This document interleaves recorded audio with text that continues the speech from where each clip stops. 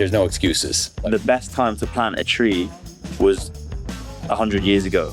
And the second best time is tomorrow, right? Like, what have you got to lose?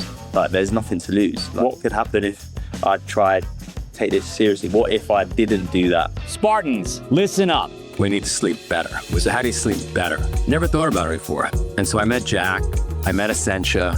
Pay attention to the mattress you sleep on because it's loaded with chemicals. Recovery, cooling, and pressure relief, all in one mattress. Up to 60% more deep and REM sleep. Less inflammation, faster bounce back. No toxins, no EMFs, no BS. My buddy Jack over at Essentia, he's kind enough to give us a code for the Spartan community. That's DECA, that's Tough Mudder, all of us. Use Spartan25, get a discount. Prioritize your sleep so you can sleep faster, you can do more burpees, you can train more, you can get healthier. When you sleep well, you live well. Joe De Sena here, CEO and founder of Spartan, host of the Hard Way podcast. Got a great one for you today. I got my buddy Kori Sampson, ultra runner, coach, a guy who's completely turned his life around in such an extreme way that anybody listening or watching can't, there's no excuses. Like, no matter what the hell you have going on in your life, when you hear this story, you're going to say, fuck, I could do it too. Welcome aboard, sir. Thanks for having me. Let's go way back. Where'd you grow up? So I grew up in Plymouth. So in the southwest of England, kind of like a small city, but we were by the sea, a lot of nature around us. And funny enough, I never used to do anything that involved any of that. And yeah, growing up, I was always into sport, played a lot of football, was never very good at any of it, but also wasn't very good at school. So I used sport as the kind of excuse to do something with myself. And I was trying to find what that was. And then, struggled with that, but managed to get into the gym around 15, 16. And I think for a long time, I didn't miss a day. It's one of the, I've got a very all or nothing personality. It's a very addictive personality.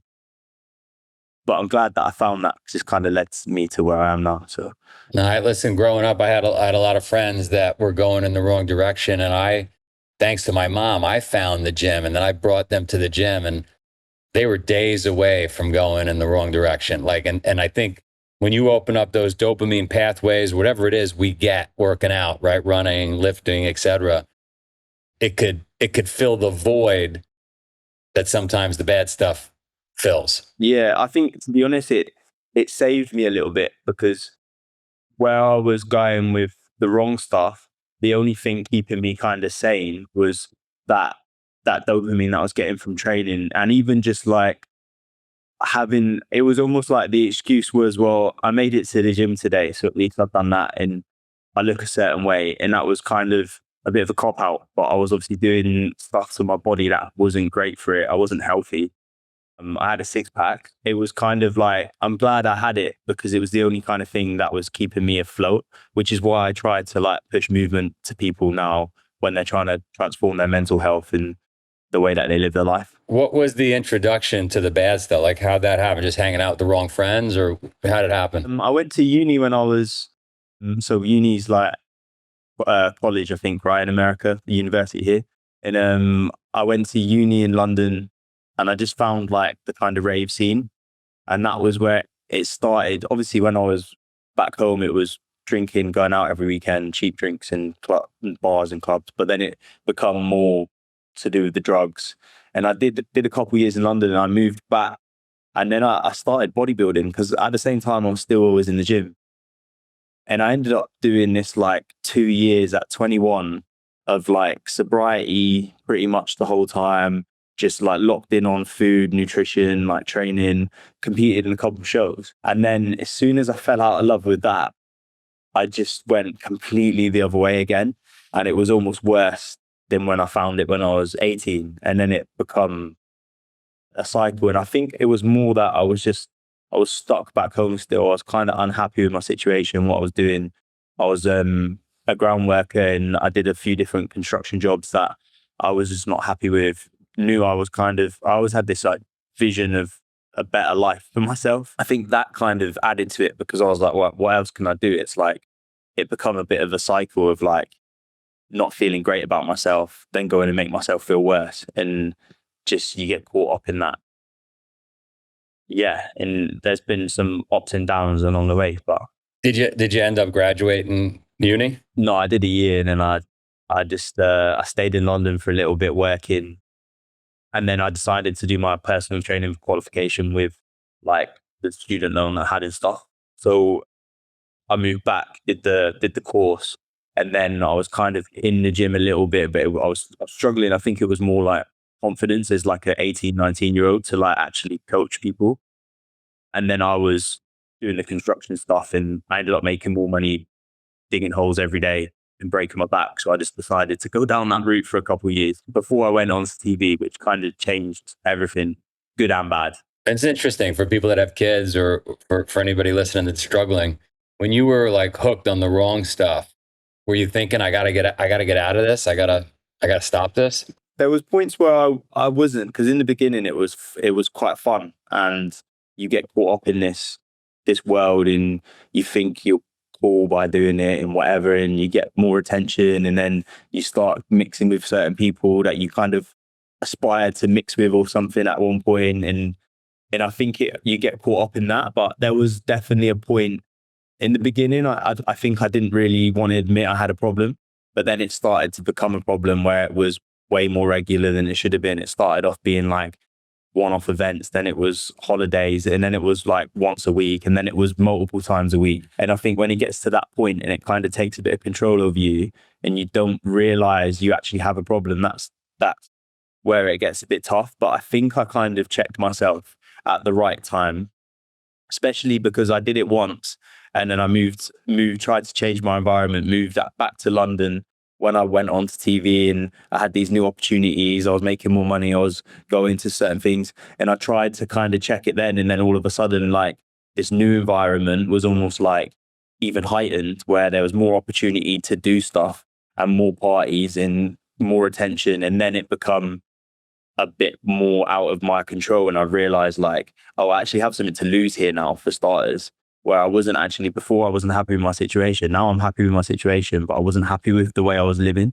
So yeah, I think there was definitely times when I was like, fucking hell, like, what am I doing? Like I'd wake up from a 2-day weekend and you'd just feel like shit, or I hadn't been to sleep yet. And I was just like, why am I doing this to myself? And there was some really like dark times around that, which was not great. And I think a lot of people go through it, but it's also so normalized that there's a lot of young lads out there that are probably in the same situation I was in, maybe don't realize they got a problem because everyone else is doing it around them, and they just think it's just the way it is. And there's almost like no way out as well, which is kind of what I want to show now to people, that there is. Were any people around you, friends, family, like saying, what are you doing? Some of my family were, I think I was trying to hide it from them.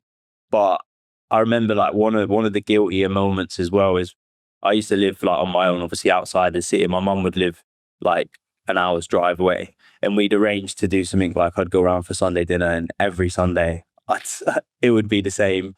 Oh, I don't feel very well, or I had a late night, like I'm not going to make it. And I'd still be awake from the last 2 days, probably at a party somewhere. And I was just like, I had so much guilt attached to myself because I felt like I was letting my mum down. And I knew she knew there was an issue there and that something was happening. But obviously I was trying to hide that from her. And it was only at like maybe like the odd like family event where we'd go out to the pub at Christmas, and then I'd end up like, I remember coming home one day at Christmas and it was like 7 a.m. in the morning, and I rolled into my family house where like we were all staying, and they were waking up to have breakfast, and we're meant to go to the pub. And I remember stuff like that. Yeah. I think no one really sat me down and had like a conversation with me, but I think I was quite good at hiding it until I kind of wasn't. And then obviously where I moved away, it was even harder for them to kind of see what was happening. But yeah, I think I just had to have a word with it. I think no one can help you. It's got to be you, and you've got to want to make that decision and make that change yourself. Yeah, but maybe you wouldn't have known what the other side looked like had you not found bodybuilding, right? You got a little taste of living an optimal life. Yeah, I think it also helped with the discipline moving forward to like what I do now. I always like think back to like, oh, if I can do that for 2 years and just I was so like on it with everything. It almost meant like when I'm trying to stay in shape and I'm running, but also want to look good, I'm like, oh, I know how to do it. I know how to eat. I've been there before. I've been in that situation. And I think it's all like, it's reps, right? Regardless of whether it's like one sport or the other. I think you do take a lot from each one. And yeah, it's got me to kind of be where I am now. I think all of these things kind of happen for a reason. You found running. Yeah. And then about three years ago, I found running. So I started running in lockdown just because the gyms were shut and I wanted to do something. And I was like, what can I do other than go out and run? And then it just went from there. But when you ran that first time, you were telling me before we started recording, you found it after a bender in Ibiza. So it was the first race I did. So it was about like a year or two into the running, like kind of for me, I signed up for London Marathon and I was like, I did this 16-week training block. And at the time I was trying to go sober. So over that year, I did like 2 months at a time and then I'd kind of have like a big blowout and then it would be worse than the one before and then 2 months and kind of kept happening. And then got to like the summer and I was like, right, I'm going to do this marathon training block. Got a place with a charity. I was like, right, I'll do 3 months. I'm going to be as on it as I can, like the bodybuilding. And then about a week before, it was a friend's birthday in Ibiza. So I used to go every year. And we went out there and I was like, right, I'm not going to drink. I'm not going to do any drugs. 5 days of getting on it. And it was like just as bad as any other time. And then a week later, I ran London Marathon and it was my first one. I did it in like 3 hours and 18 minutes. And I was like, and I was aiming for like 3:30 or something. And I just kind of just was it all in when I did it. And I was like, oh, what could happen if I tried take this seriously? What if I didn't do that? Rather than being like, oh, I can get away with going on a week-long party before doing this race. Like, what happens if I take it a bit more seriously and do the next thing? And then, yeah, kind of signed up for another one. And then 2 years later, I actually ran around Ibiza. So I did 100 miles, self-supported, 30 hours, like through the night and stuff. And that was like my celebration to myself to be like, this is 2 years. I stuck to it, which is pretty cool. We've discussed the hard way. We understand the scientific benefits. We understand the mental benefits. We understand the unexplainable benefits of doing the hard things. I want you to use the code word podcast and sign up for something hard with us. Because when you get a date on the calendar, your entire being is forced to go to bed early, to wake up early, to put the device down, to not do the drinking. Use the code word podcast. Get signed up for something hard. We care about changing lives here. We don't care about your money. Code word podcast. Get signed up. Let's go. How awesome is it? Like when you think back to where you would be or what you could be doing versus what you're doing now, is it like, are you high-fiving yourself? Yeah. People are always like, oh, you must feel amazing. And I'm like, to be honest, I do, because I do so much different stuff. But it's not like the fact that I don't drink or anything now that that's not the reason why I feel like I feel amazing. I feel like I just a new normal. Like I'm so far past it. I don't remember what it felt like to be like functioning on like no sleep all week. And now I'm like, to be honest, I see some of the people that I was kind of hanging around with doing the same thing with then that are still doing it now. And nothing's changed. And I'm like, yeah, like my life's completely gone up here compared to there. And like, I see it now and I feel bad that other people can't see that as well. But yeah, it's pretty good. I have to check myself sometimes because like in general, like my life's just changed in so many ways. The thing is, you know this, I know this, the same addiction that's required for bodybuilding or running or anything really in business, the folks that are doing the wrong things that have that addiction have exactly the set of tools they need to be great at the good stuff. Have you read the book Driven? Driven by, yeah.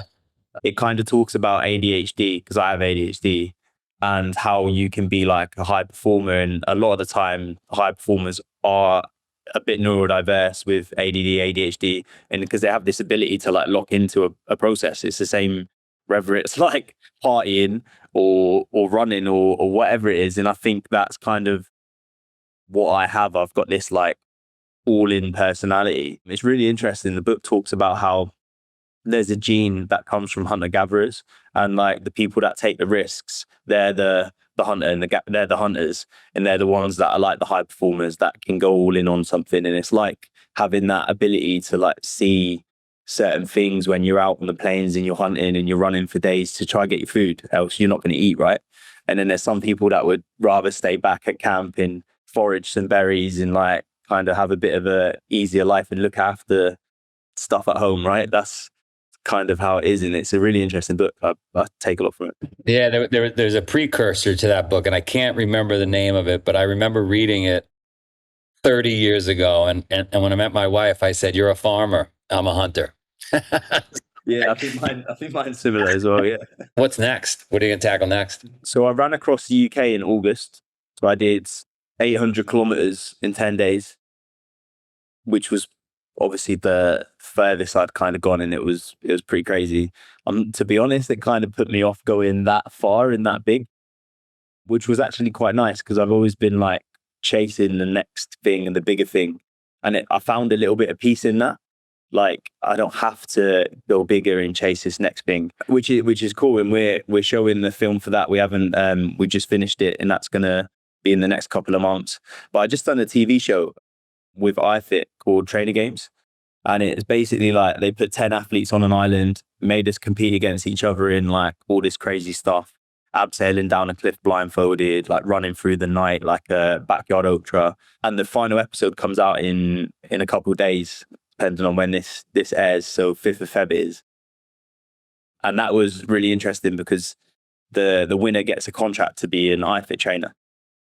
And then the ability to kind of, like, if I can share my story to more people and show people kind of the changes I've made and help people along their fitness journey and have like a bit of a bigger impact. So it's kind of why I signed up to do it. By the way, if you're listening or watching this, like it just goes to show you, no matter where you are in your life, you could turn the volume up and do great. Like you're never, you know what I mean?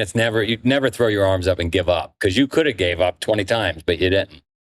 And look where you are now. What would you say to the person that's on the couch, maybe drinking, maybe eating too much, stuck? It's hard because I think even when I've been in certain situations, like it can't be someone else telling you like you need to sort your shit out for you to do that. But I just think it's never too late. There's like I'm only 30 this year, like next month turning 30. I went sober at like 20. I was trying to go sober at like 26, and I could have easily fell into a way worse cycle, and it could have been like I could have lost 5 or 10 years, and I could be trying to do that change now. And there's still the opportunity that I could have had. Like I could have still got to where I am now in another 5 years. But like the best time to plant a tree was 100 years ago, and the second best time is tomorrow, right? And that's the kind of way that I look at anything now, is like, imagine what I could have done if I didn't waste them first 5 years. Maybe I needed to. Maybe I needed that change. Maybe like all of this has happened for a reason in that kind of that way. But like I could have been 5 years ahead if I did it now. You could be 40. And there's still time to do something. And I just think like what have you got to lose? Like there's nothing to lose. Like you've already, if you feel like you've got nothing, like that's it. You've got nothing to lose. Like why not take the risk and try and do something? I couldn't agree more. How do people find you? So I'm on Instagram, Kori Sampson. I'm on YouTube, pushing that a little bit more. It was kind of a new thing for me. So going in on that and kind of sharing my journey through training and doing most of the major marathons this year, which will be pretty cool. Trying to get some fast times. Seeing as the London Marathon was where it all started, thought I'd kind of pay homage to that this year and do some races. But yeah, I'm on Instagram mainly and YouTube. And if you haven't seen it, Trainer Games as well on Amazon Prime at the moment. The final episode's out this week. So that's coming to an end. I'm still in it at the moment. Love it. I love it.